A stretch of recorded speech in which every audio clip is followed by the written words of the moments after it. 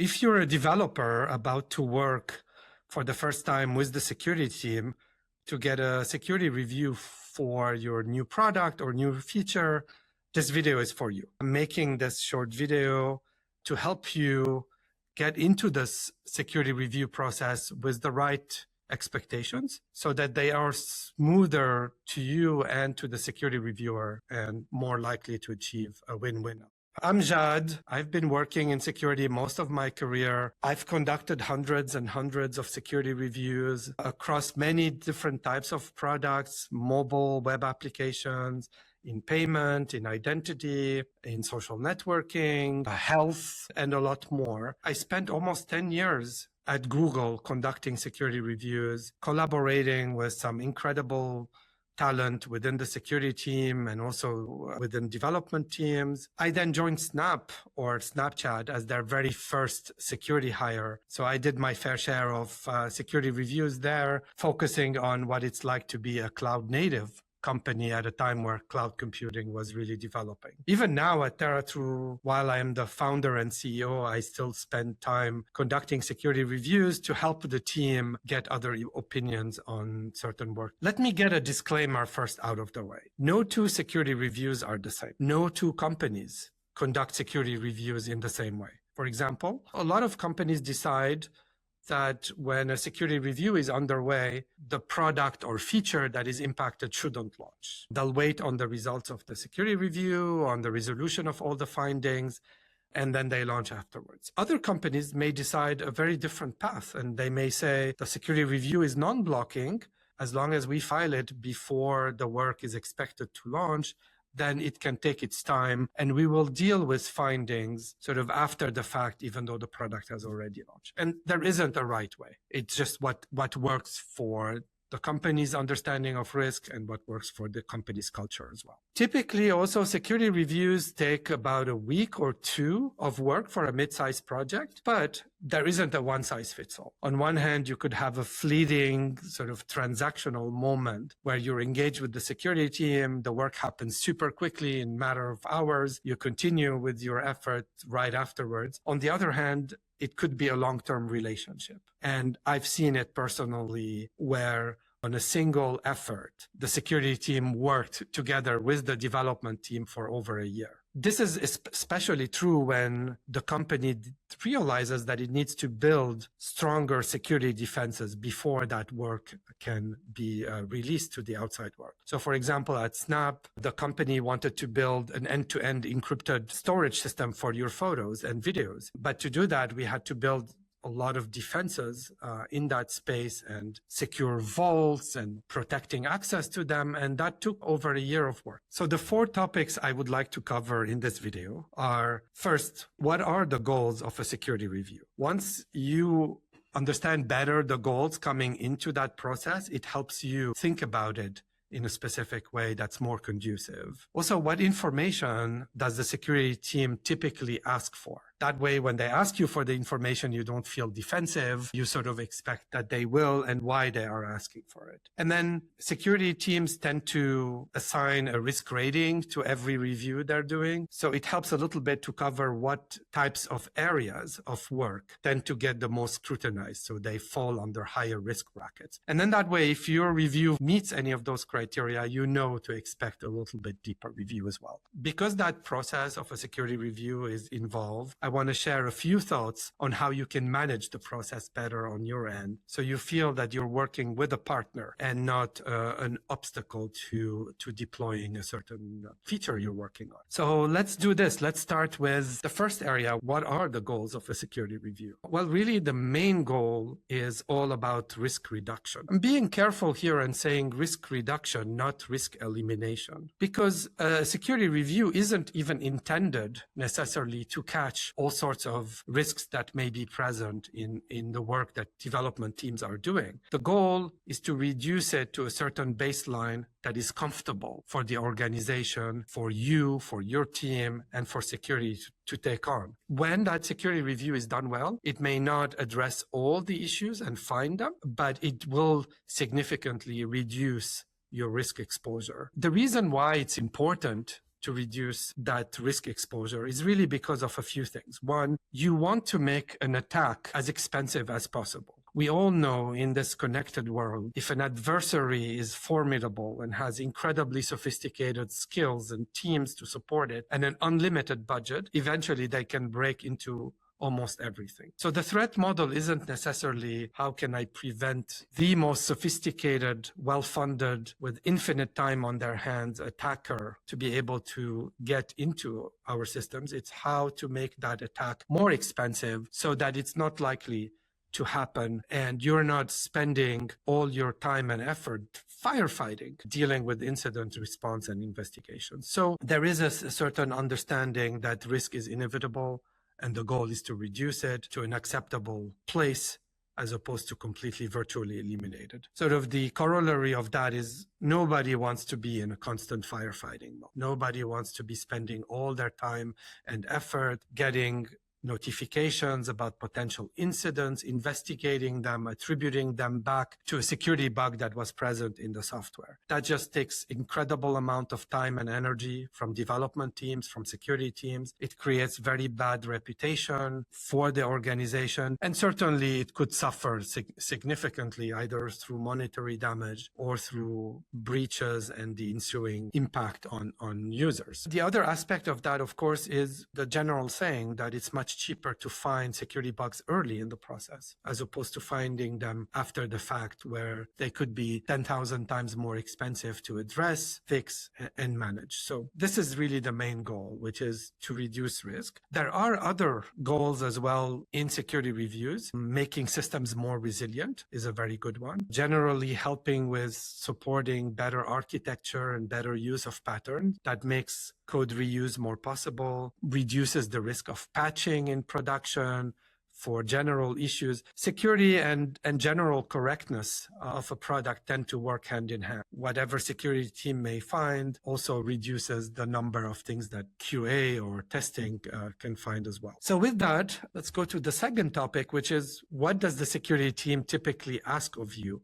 when they're starting a security review? Well, they will ask for a fair bit of information. In today's AI world, certainly they are very mindful to make that process as efficient on you and not bombard you endlessly with a list of requests. But there are a few basics that the security team really wants to know upfront. One, they want to know about any design document you and your team have written, whether it's PRDs, design document, architecture diagrams, anything that can support their understanding of what is this feature about. What is it that they're just signed up to conduct a review for? They may also ask you for code locations so that they can review the relevant code without spending unnecessary time reviewing things that were part of a previous review. And also they may ask you for links to a test environment, or at least steps that are needed to set up a test environment, because they may be doing penetration testing or fuzzing, and they need access to a real instance of your service that is not in production where they can sort of conduct security testing safely. How the security review process works varies very significantly. Sometimes a reviewer decides that the best way to move forward is to review code line by line. That could be actually the most efficient, fastest way to understand what potential risks are present. Or a reviewer may just ask you for the endpoints and APIs and then run scanners against them, run fuzzing against them, and understand how your product deals with unexpected inputs. Really, a security review is half art, half science. No two people will approach it the same way. It's all based on their own time, their own expertise. And that's one of the things that is fascinating about it, really. You can get two security reviews over time and they'll find completely different sets of findings. And that's okay. I personally always start with the design doc. It helps me understand what it is that I'm going to be looking at. Not only it starts to form an opinion as to what could be vulnerable areas or problematic areas that may lead to abuse scenarios, that may lead to exposure to data breach or compromise, denial of service, or just unexpected things happening with the features that you're releasing. But I also find it helpful for other reasons too. I want to understand what the business goals are behind this feature, Because that way, if I see a pattern that doesn't look particularly safe, I might be able to propose to you alternatives that would accomplish your goals, but do it with a more robust security approach. And I'll give you a few examples of that. So let's say you're building a mobile travel app. It lets the user research destinations, and you want to show them the weather forecast for that destination. You may think, okay, I'll integrate with some weather reporting service from the mobile app, and then that way it can tell back the user, this is the weather during the time you expect to travel. However, a side effect of that could be that weather reporting service now can track your users and understand when they're using the app and understand how they're moving around the world just by tracking those requests from your mobile app. So I may perhaps say, have you considered doing those report checks from your backend systems instead? You still get access to the same information that you can provide to your user, but you're doing it without giving the ability to that vendor to understand how many users you have, where they are, and how many requests you through them directly. That's one sort of scenario where, just to keep things lightweight, where an alternative could be there. There is another very common one that happens all the time, which is you're sharing data with a certain vendor. They ask you for a unique ID. You give them the user's internal ID in your database systems because it's unique, it's associated with your end user, and it helps make sure that they collect data separately for each user. And that might be perfectly fine. But as you start to do this more and more, now you're sharing with different vendors a certain profile about your users, and those vendors can collude together to build a richer profile than you originally intended, because they'll take parts of an app, if that app is selling data or sharing it in unauthorized ways, and merge it with the results of another app. So you might say, well, that's a risk I don't want to take. And then you decide, instead of sharing that internal database ID for your user, you share a separate one. For example, the encryption of the internal one. And then that way, each app will get a different ID for the users, and they can't as easily correlate data together. You will still achieve your business goals. It's just done a bit more safely if that risk ends up being an issue. The last thing I'd say on this topic is that the security team usually is also very interested in hearing from you. They want to know what's top of mind for you. What concerns do you see? You're the expert. You've built this feature and you understand the best how it works. So what's on your mind? And please don't be shy to share what you think could be something you're worried about, because then it's the responsibility of the security team to either assuage you and tell you, don't worry about this, that's handled in this way or that way, or say, that's a very fair point, let's work on it together and build a defense so that that situation doesn't happen. So with that, we'll move to the third topic here, which is how can you get a sense of what areas tend to be the most scrutinized? Because that way, if you know that your systems fall into it, you already are better equipped to realize that that review is going to take longer, and you can plan for it earlier. You can converse with the security team in advance, give them a heads up, and then that way the process moves as smoothly as possible. The security team doesn't delay you, and you don't end up being frustrated. Obviously, this varies very significantly from company to company. As companies get more mature and have larger targets behind their back, they tend to be worried about more and more things that could go wrong. But at the same time, there is a very common pattern, a set of things that typically require more scrutiny. So what are these ones? The first is authentication. It's rare that a product or feature is actually making changes to how the app authenticates its end users or administrators, internal users in some way. But when that happens, that tends to be considered very high risk, because if there is any bug in that process, from a security perspective, someone can log in as someone else, take over their data, impersonate them, take actions on behalf of legitimate users in unauthorized ways. And as a result of that, all your guarantees for security and privacy essentially fall apart. It's very often the security team will ask you, are you making any changes to authentication? Are you building some new authentication yourself? Let's say password-based system or logging in with SSO or things like that, they'll want to look at it much more closely. And that might take time. They want to look at what libraries you're using, what interfaces you're using, what sort of tests are in place, and build a mental model of where can authentication fail, how best to make sure that that doesn't happen. Because when it does, it's generally very, very bad story. So if you're touching on that, if you're building links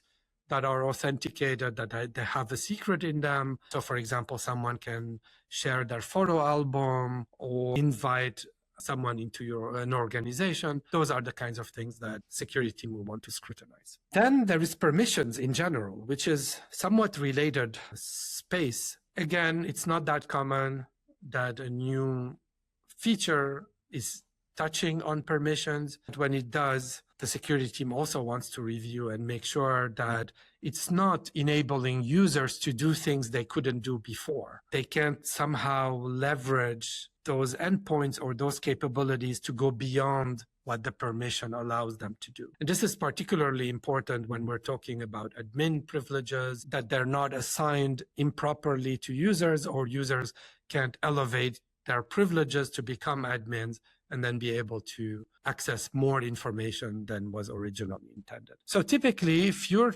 working on permissions and making changes there, that warrants another pair of eyes, that warrants a little bit of testing. It's very common at that point that a security reviewer will not just look at the code and make sense of it. They may want to do a little bit of penetration testing as well. Try with 2 different accounts, see what access they can get, make sure that it's limited to the type of account that was created for them. The other area is cryptography. It's also one of those areas where for the past 20, 30 years, it's a constant area of interest and constant area of finding security vulnerabilities. And the reasons are simple. It's very, very, very complex topic. Cryptography, you have to understand what's the business objective for using cryptography. And then you want to make sure that not only is the algorithm or the proposal in use a valid one, but that it's also valid towards achieving that business objective. And it gets really difficult. And when you're dealing with cryptography, you're also dealing with figuring out how to initialize keys, how to set up keys, how to rotate keys if a key is accidentally misused or copied into a channel. Thinking not only about the actual algorithm, but also about how it's seeded, how access to those key materials is done through different systems, to make sure that it's on a need-to-know basis, to make sure that it's limited to the products that need it. All of those considerations come into play. So generally, when you're going to use any kind of cryptography, whether it's random numbers, whether it's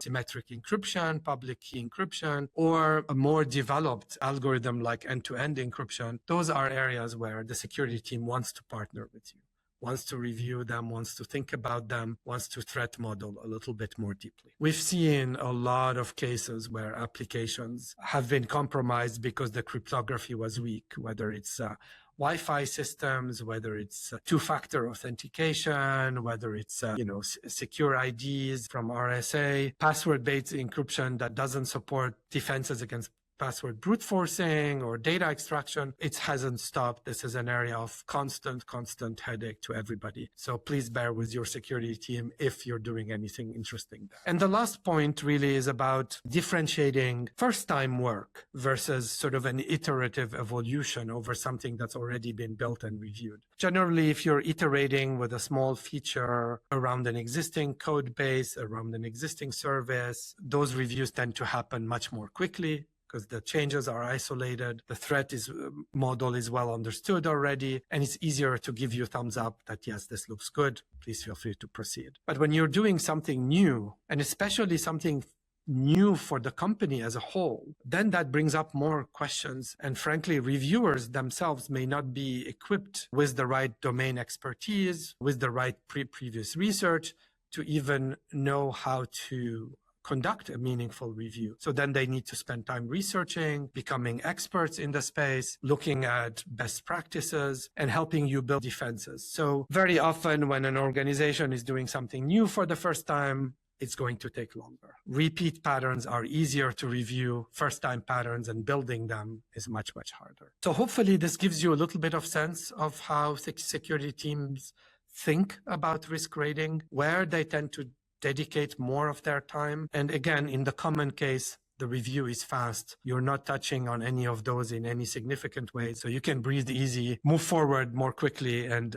have a much smoother experience with your security review. And the last area, sort of what I want to share with, is a little bit of just personal experience, having been involved in so many security reviews. I know that at the end of the day, it's people working together. And I know you as a developer, you have every right to think of this new feature or product you're releasing as your baby. And you're naturally very defensive about it. You've spent so much time and effort working towards it. You're eager to get it out, get it into your customers' hands. And you may rightfully feel offended when someone comes in from security and says, hey, wait a minute, I need to spend time on this. I need to really put it under the microscope. I need to ask you a ton of questions. And, this is all common. This is all okay. Your feelings about that review as you're starting, the feeling that somebody's coming in at the very last second and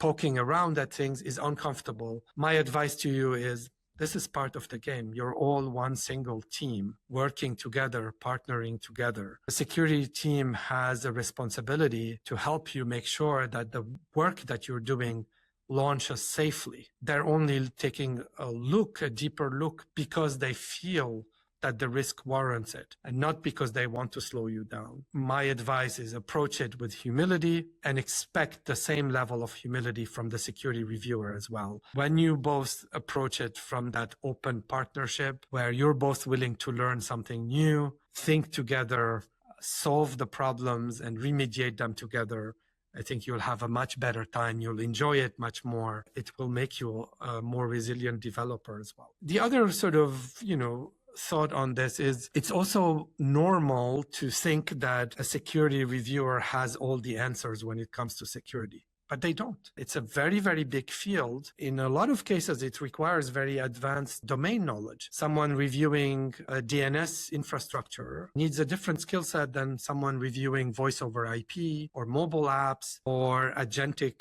workflows. All of those require significant expertise in order to conduct meaningful security reviews. No one person will know everything about security. So typically what could happen is that reviewer will bring in experts if they need certain domain expertise. I've personally been in a few situations where the entire security team didn't have the expertise to conduct a very, very niche security review. And so my advice to executives was, let's bring in someone from the outside world who specializes in this field and have them go at it and give us their feedback, because that's the only way we can conduct reviews meaningfully. And that happens, and that's totally fine. It's part of the process as well. My last point on this is also feel free to push back. If you get requests from the security team that you think are unreasonable, they consume way too much time, you don't even know how to tackle them, push back. Push back. The security team is a partner to you, and it's also their job